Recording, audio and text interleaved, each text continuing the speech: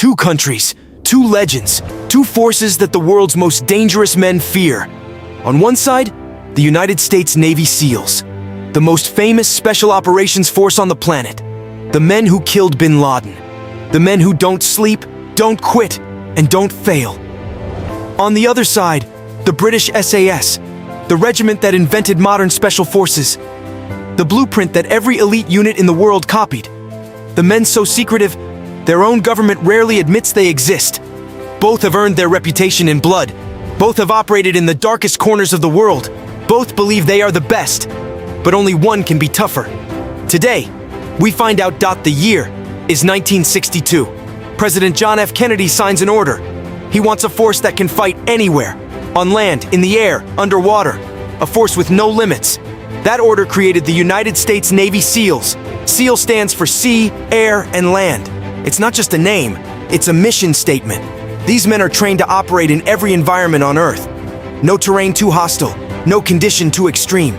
From the jungles of Vietnam to the mountains of Afghanistan, the SEALs have been America's silent weapon for over 60 years, SAS. But the SAS story starts even earlier. The year is 1941. World War II is raging. A young British officer named David Sterling has an idea. Forget massive armies. Forget conventional warfare. Send small groups of highly trained men deep behind enemy lines. Hit hard, disappear, strike again. The British Army thinks he's crazy. He does it anyway. The Special Air Service is born. In their first year of operation, the SAS destroys over 250 enemy aircraft without losing a single man. The SAS didn't just change British military history. They changed warfare itself. Every Special Forces unit you know today, Delta Force, SEAL Team 6, Australia's SASR, all of them studied the SAS blueprint.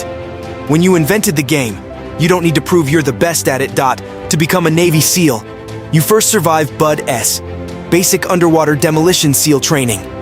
It is widely considered the hardest military training in the United States. Of every 1,000 men who attempt it, fewer than 60 make it through. That's a 94% failure rate. You will run over 200 miles in the first few weeks alone. You will carry boats over your head until your shoulders give out. You will do thousands of push-ups in freezing sand. You will be wet, cold, and exhausted every single day. And then comes Hell Week. 132 hours of continuous training. 5.5 days where you sleep a total of 4 hours. Your body shuts down. Your mind starts hallucinating. And a brass bell sits just a few feet away, waiting for you to ring it and make it all stop. Most men ring that bell. The SEALs don't. SAS selection. But here's where it gets interesting. SAS selection doesn't break you with volume. It breaks you with the unknown. Candidates are dropped alone in the Brecon Beacons, the coldest, most brutal mountain range in Wales. No team, no support, no one to help you. You carry a Bergen rucksack weighing over 55 pounds. You navigate using only a map and compass. No GPS, no phone, no safety net. The distances get longer every day. The time limits get shorter every day. The weather gets worse every day. And the instructors never tell you how you're doing. You don't know if you're passing or failing. You don't know how many more days are left. That psychological uncertainty, that complete absence of information, breaks men who could survive Hell Week, because Hell Week tests your body. SAS selection tests your mind, and there is no bell to ring. You either finish, or you're quietly told to return your kit and go home. Once you survive. BUD-S, SEAL training continues for another year. Combat diving. You'll navigate underwater in complete darkness. Enemy divers trying to compromise your mission, your air running low, and your only option is to stay calm and keep moving. Land warfare. Every weapon system you can imagine. Sniper operations, explosive breaching, close quarters combat. You will learn to enter a room, identify threats, and neutralize them before your brain has finished processing what it's seeing. SEAL training turns instinct into skill and skill into reflex. By the time a SEAL deploys, he has been trained for every environment, every weapon, every scenario. He is a complete weapons system. SAS training. SAS training takes a different philosophy. After selection, soldiers enter a phase called continuation training. This is where they specialize. Demolitions, signals, medicine, languages. Every SAS soldier becomes a deep expert in at least one field, while remaining dangerous in all of them. Then comes combat survival. where soldiers are hunted across open countryside by military pursuers, starved, sleep-deprived, and if captured, subjected to interrogation techniques that push the absolute limits of what's legal. They are taught how to withstand torture, not just physically, but psychologically. How to give nothing away. How to protect their team even when everything in their body is screaming to talk. And then there's the Killing House, a live-fire close-quarters combat facility where SAS troopers train hostage rescue with real bullets, real speed, real stakes. One wrong move in the Killing House and a teammate dies. That's not a drill.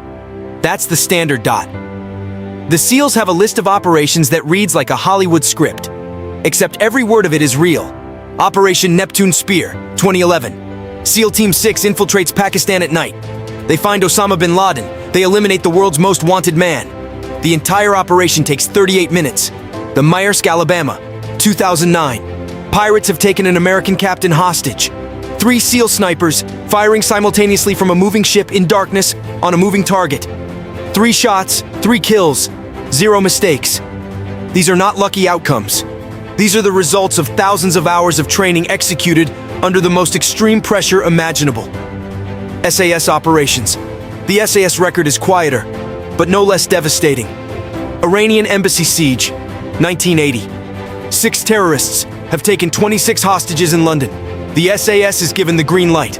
11 minutes later, the siege is over. 5 terrorists dead, 1 captured, all hostages rescued. Live on British television.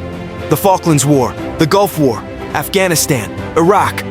The SAS has operated in every major conflict of the last 80 years, often before anyone else knew there was a conflict happening. They are the first in. They are the last out.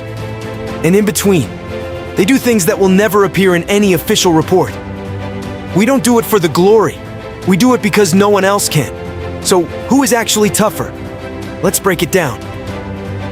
Physical training. Buds and Hell Week push the human body further than almost any program on Earth. Edge, Navy SEALs. Psychological warfare. SAS selection's unknown duration and complete isolation creates a mental pressure that is unique in the world.